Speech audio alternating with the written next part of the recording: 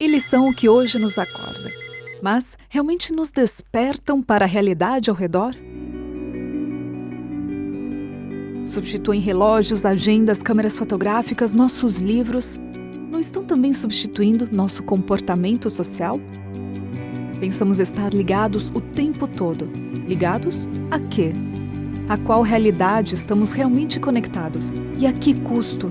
Estamos estabelecendo mais conexões tecnológicas e menos conexões cerebrais? Menos conexões emocionais, afetivas?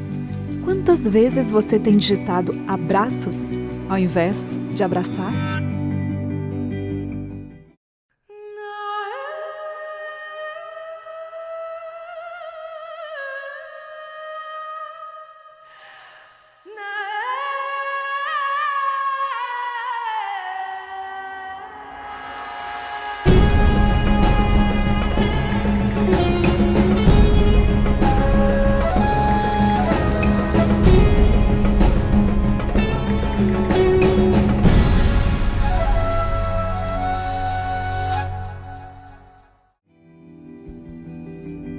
Internet, mídias digitais, redes sociais, smartphones, sem dúvida, facilitaram nossa comunicação como nunca antes havíamos imaginado, de maneira tão mundial quanto instantânea. Mesmo com todos os benefícios que nos trouxeram, não há como negar que hoje eles ditam nosso ritmo. O número de dispositivos móveis está crescendo 5 vezes mais que a taxa de crescimento da população humana, multiplicando-se 5 vezes mais que nós mesmos. Oficialmente, há mais aparelhos celulares ativos do que pessoas em nosso planeta. Em 3 décadas, passou de 0 a mais de 7 bilhões. A inclusão em redes sociais nos celulares cresce 23 vezes mais que a própria sociedade. É talvez o fenômeno humano de maior expansão da história. Já foi dito que nunca nenhuma tecnologia nos impactou tanto. As pessoas hoje vivem sempre conectadas, mas não simplesmente conectadas. Existe uma sobrecarga de informação, uma sobrecarga de conexão, de tal maneira que ela não consegue se desconectar, se desligar disso. A gente observa isso de diferentes maneiras, em diferentes ambientes e situações, onde antes isso era impensável. Me dá pena ver a los jóvenes haciendo texting, sentados a poca distancia de sus amigos, a quienes están haciendo texting. En lugar de levantarse y decir, oye, ven, vamos a conversar, ¿qué es de tu vida? ¿Qué te ha pasado? ¿Qué deporte juegas? ¿Qué lees? ¿Qué es de la vida? ¿Qué piensas ser? Todo eso nos va alejando de la realidad.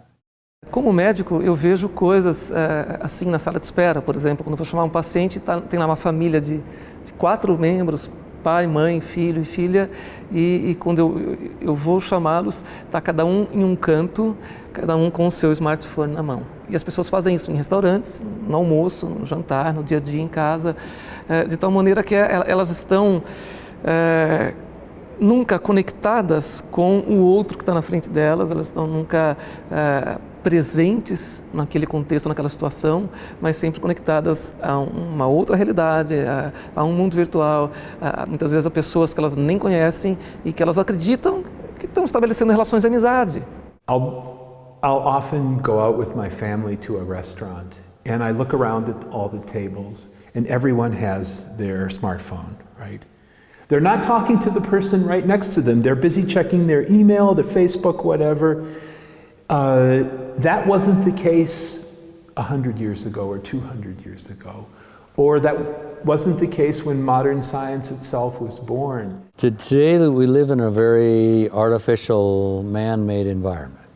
We have all kinds of things that entertain us, movies, video games, all kinds of things, and we live in a man-made world of buildings and cars and all of these things. Os avanços da tecnologia realmente foram úteis no campo da medicina, da comunicação. Nós vemos os benefícios realmente que a tecnologia, a ciência tem trazido para a humanidade. Mas ao mesmo tempo a vida se tornou muito artificial.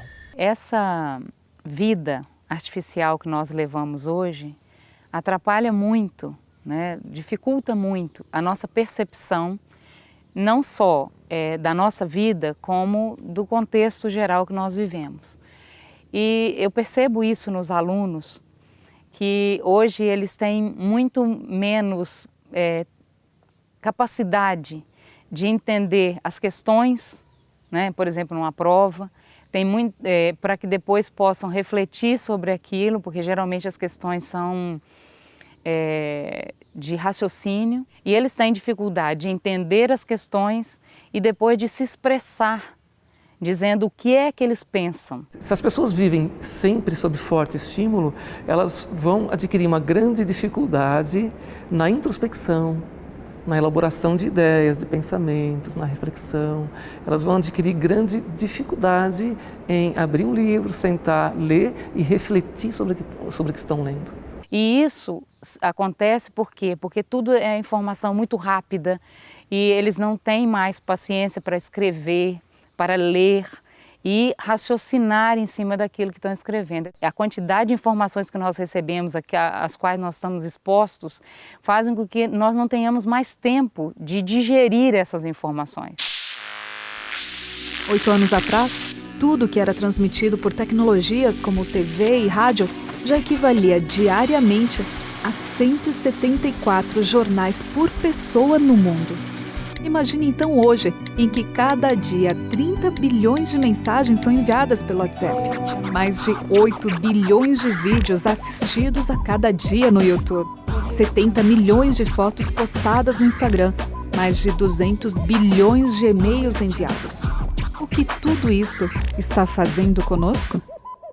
Eu atendo e trato no consultório pessoas que sofrem com o transtorno do déficit de atenção, que é um problema que vai provocar graus diferentes de prejuízo em cada um na sua capacidade de atenção sustentada nas tarefas, de concentração, o que acaba trazendo prejuízos para tarefas como leitura e estudo. Mas é interessante perceber que o déficit de atenção não é a única coisa que prejudica esta capacidade nas pessoas. Como elas estão sempre vivendo sob forte estimulação, né, elas buscam estar sempre conectadas e estimuladas, né, pessoas não conseguem esperar hoje por 5 minutos sem tirar um smartphone do bolso e jogar algum joguinho ali hiperestimulante e tal. E na hora de dormir, o que elas levam para a cama? Um livro? Não, ninguém mais leva um livro para a cama. Levam um computador, um iPad, um smartphone e muitas vezes ficam sob forte estimulação, coisas que estimulam o cérebro em vez de ajudá-lo a desacelerar nessa hora. E que prejuízo isso vai trazer para a capacidade de reflexão da pessoa? Muitos. De umas 3, 4 gerações para cá, realmente muitas coisas aconteceram. Inclusive alguns tipos de doenças são características dos dias de hoje. Depressão, né? Fobia de tudo, né? E outras doenças do mundo moderno. E nós estamos num ponto de transição. Na nossa sociedade atual, estamos caminhando para uma sociedade totalmente tecnocêntrica. As pessoas estão olhando não mais para si, muito menos para a natureza, estão olhando para informações, principalmente informações via computador, via celulares, tablets. E a dificuldade é justamente levar o homem a olhar não só para si, mas para o seu redor. Da pena que muchos de los jóvenes de esta generación están tan enfrascados con los juegos digitales, con las imágenes, con las computadoras, que se van alejando. Para poner un poquito de humor, la idea de que la leche viene de la vaca y no del supermercado es una sorpresa para muchos chicos. Nunca vieron una vaca. La idea de que el pan viene del trigo que ha sido cultivado por agricultores que nosotros ni vemos, es otra realidad. No, el pan viene ya con celofán cerrado en sí mismo. Muitas praticamente não vão a campo há anos. Tem pessoas que nunca viram uma galinha, nunca viram um porquinho. Tem pessoas que não olham o céu à noite há anos, vivendo em grandes cidades, com grande iluminação, não tem como perceber, não tem como contemplar. De fato, um dos mais respeitados intelectuais do Brasil, o psicanalista e pedagogo Rubem Alves, já havia escrito 15 anos antes de sua morte: há crianças que nunca viram uma galinha de verdade. Nunca sentiram o cheiro do pinheiro. Nunca ouviram o canto do pintacilgo. E não têm prazer em brincar com a terra. Pensam que terra é sujeira. Não sabem que terra é vida.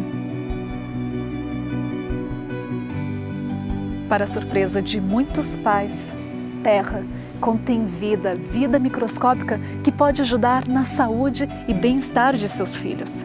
Pesquisadores na Inglaterra e Estados Unidos estudaram uma bactéria comum que vive no solo. Os testes em laboratório apontaram que este contato melhora a comunicação entre os neurônios e também promove mais bom humor. Caminhar descalço na grama tem o mesmo efeito.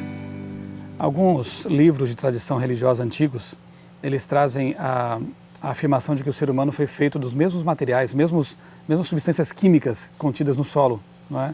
Você tem em você carbono, hidrogênio, oxigênio, enxofre, e esses minerais e substâncias estão também contidas no solo, na terra em si, né? Isso denota de alguma forma que o ser humano e a terra têm uma interação bem interessante aí. E várias pesquisas têm confirmado realmente que essa vida moderna de confinamento, né, de isolamento da natureza, tem trazido malefícios assim terríveis, né? A saúde tem se degenerado por conta disso. E a volta do contato com a natureza, essa beleza que nos rodeia, né, ela realmente traz saúde, traz restauração. E eu creio que isso não é por acaso. Quando a gente tem um contato direto com a própria terra, com o próprio solo, existe uma interação ali dos micro-organismos que vivem ali no solo, algumas bactérias importantes ali, e essa interação, ela traz então de novo esse bem-estar. Essa relação do bem-estar é a liberação de uma série de substâncias, de neurohormônios que atuam diretamente nas atividades naturais do nosso corpo. Dentre essas atividades, a gente tem o sistema imunológico, por exemplo, que é bastante beneficiado quando a gente tem liberação de serotonina, por exemplo, que é um desses neurohormônios que são liberados nesse momento que a gente tem, então, esse contato direto com a terra. Então, é muito importante para crianças, né? Esse contato também ele desenvolve um pouco mais de interação entre os próprios seres humanos, então sentimentos de empatia, por exemplo, eu saber me colocar no lugar dos outros, de simpatia, entender um pouco mais as necessidades das pessoas. Então até essas relações têm uma conexão melhor quando a gente tem essa interação direta assim, com o próprio ambiente natural. Tem trabalhos mostrando que pessoas que não têm conexão com o ambiente natural, com essa verde, com azul, elas perdem o altruísmo, perdem a empatia, perdem a relação de entender a necessidade humana. Isso é uma outra questão que a gente tem visto hoje, né? A gente tem uma importante parte do cérebro, por exemplo, o lobo frontal, que é uma região que faz essas conexões mais de perto. E a gente tem visto que há um prejuízo na funcionalidade dessa importante região do cérebro quando a gente perde também esse contato com o ambiente natural. Scientists have studied people's frame of mind, their thinking in different environments, and just taking a walk out in the forest actually changes the way they're thinking, it changes their attitudes, it calms them, and they're healthier. We are healthier if we spend time out in nature. Nós, de fato, somos muito mais relacionados com o verde do que a gente pensa. Ao invés do contato com a terra e relva, os pés de muitas crianças têm tocado apenas o piso frio. Jogar bola entre amigos ao ar livre tem sido substituído pelo entretenimento passivo diante da televisão, entre paredes de um cômodo fechado. Adultos, nos momentos de lazer com a família, têm preferido passar o fim de semana em consumo nos shoppings, ao invés de trazer os filhos para desfrutar das áreas verdes. O prejuízo desta troca gradual já tem se manifestado na saúde física e cognitiva de diferentes gerações. Como ter tempo de parar, refletir, sentir, se estamos sempre ocupados ou bombardeados de informações tão superficiais? Nossa conexão com dispositivos eletrônicos não substitui a conexão com nós mesmos e com o nosso planeta. Ao nos relacionarmos uns com os outros, com a natureza e com o que há acima de nós, é que realmente e cada vez mais nos sentimos vivos. Onde de fato está a felicidade? No virtual ou no real? A vida se tornou muito mais complexa do que era antes e com muito mais oportunidades. E essa complexidade e esse excesso de oportunidades também sobrecarregam as pessoas hoje, fazendo elas se sentirem com uma pressão interna, um senso de estarem sempre ocupadas fazendo alguma coisa, que ao mesmo tempo que elas estão mais conectadas do que nunca, fazendo mais coisas ao mesmo tempo do que antes faziam, elas não estão mais felizes, elas estão mais infelizes. La ciencia y la tecnología nos ha dado avances maravillosos, pero a la vez nos ha ido alejando, especialmente la tecnología, de la realidad del mundo natural. De modo que como seres humanos, especialmente como padres de hijos pequeños, tenemos que hacer un esfuerzo para reconectarlos con la realidad de este mundo, que es un mundo bello, es un mundo intrigante.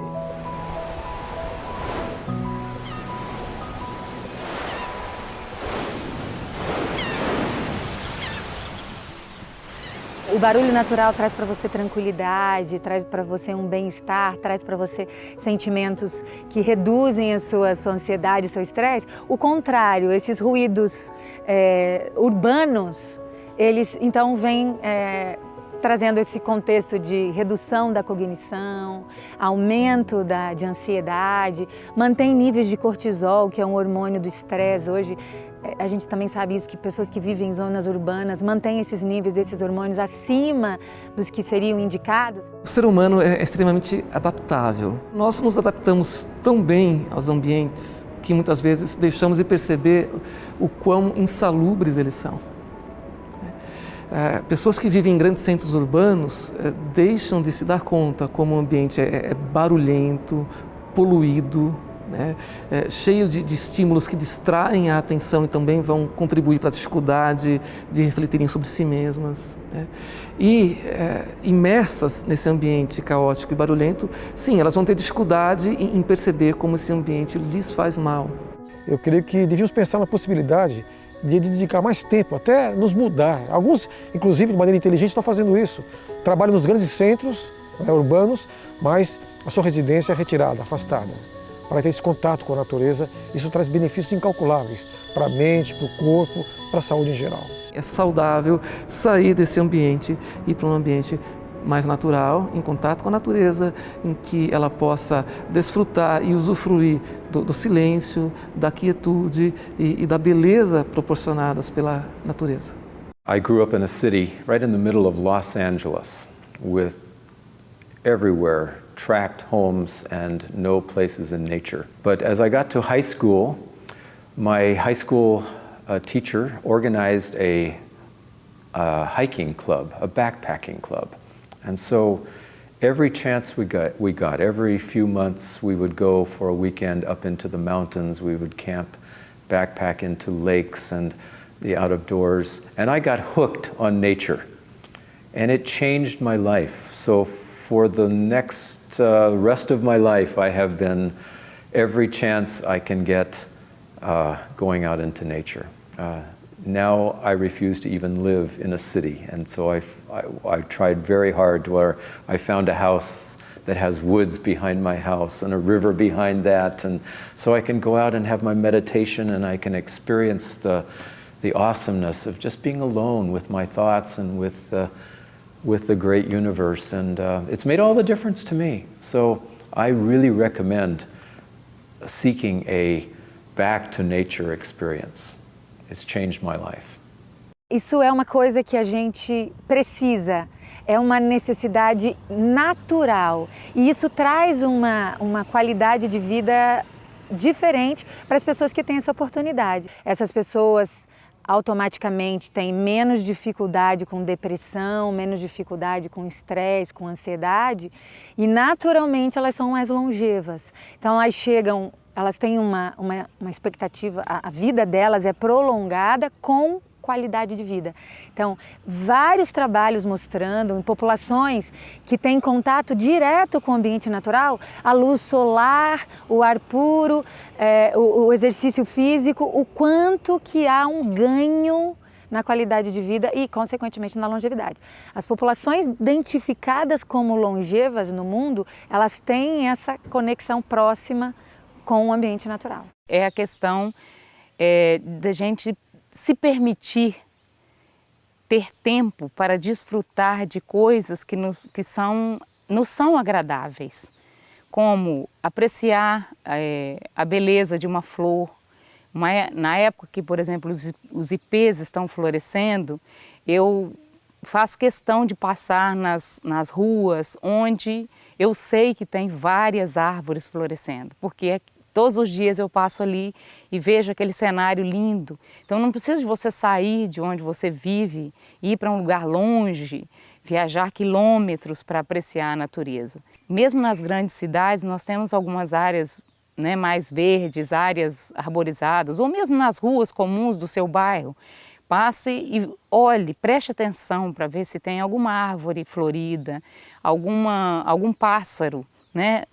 Se permitir desfrutar disso e assim se fascinar com um passarinho saltitando no jardim, se alimentando de alguma fruta, né?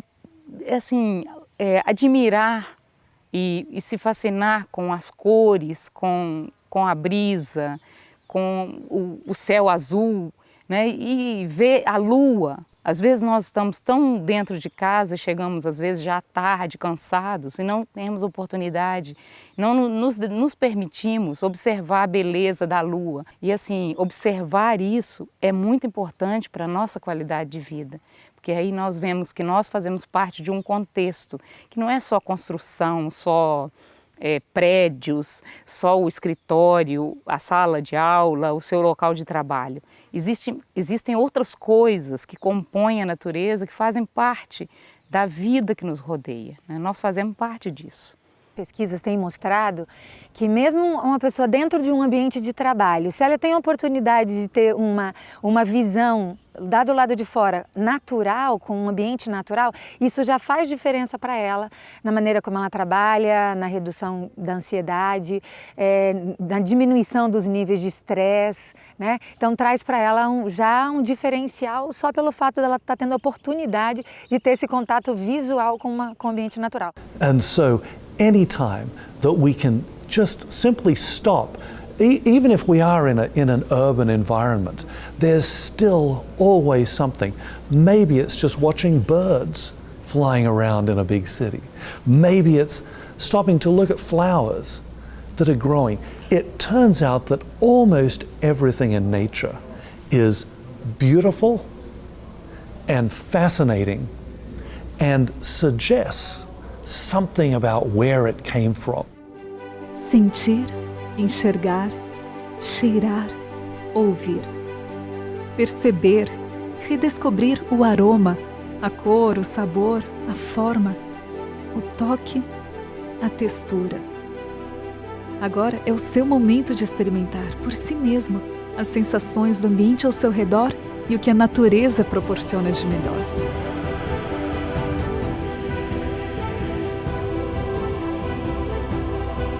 Admire cada pôr do sol e viva com toda a plenitude que este significado pode trazer. Parece que existe algo que nos atrai à natureza, parece que a natureza tem aspectos complexos e profundos que nos despertam a curiosidade para compreender em maior profundidade. Parece que a natureza ela tem coisas belas que foram feitas para serem apreciadas. Parece que eu existo para apreciar essas coisas. Quer dizer, essa interação precisa ser pensada de maneira mais séria e mais dinâmica. Porque a natureza me faz bem? Porque eu me sinto bem quando estou realmente num lugar como esse. Será que todo esse ambiente natural está aqui por acaso? Será que ele, tão perfeito, tão próprio, tão adequado para todas as necessidades do ser humano, ele apareceu sem propósito. Tanta perfeição, tanta adequação com as necessidades do ser humano, é realmente uma coisa impressionante e que chama atenção. A natureza, de fato, é uma fonte de inspiração, não é a única, mas é aquela fonte que nos leva a perguntar de onde apareceu isso, isso veio do acaso. As grandes perguntas sobre origens começam justamente da contemplação da natureza.